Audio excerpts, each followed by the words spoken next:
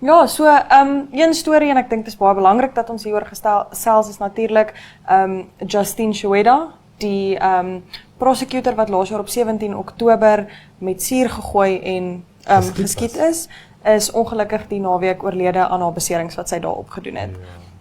Dit beteken dat die aanklag is ook van poging tot moord af aangeskuif na moord toe.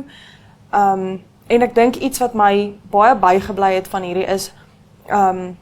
ons Justice Department en baie mense het uitgekom en hulle het kom praat daaroor, maar die een ding, en ons het bietjie voor die tyd ook hieroor gesels, is dat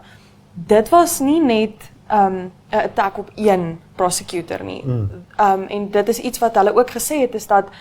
hierdie is oorlog teen ons almal, en wat my nogal bygebly het is waar hulle gesê het, haar dood sal nie verniet wees nie. En ek dink dit is belangrik dat ons mooi daarna luister, want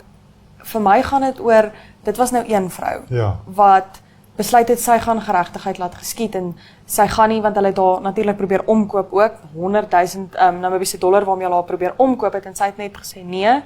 en sy het haar lewe verloor daarvoor, en die vraag wat ek nou het is, wat beteken dit vir ons regsaanklaers en die res van die mense wat vir ons howe werk in die toekoms, want ek kan nie dink hoe bang hulle moet wees, dat so iets nou gebeur het en weer kan gebeur nie. Ja, nee, beslis, ons hoop maar dat die regering intree en beter beskerming bied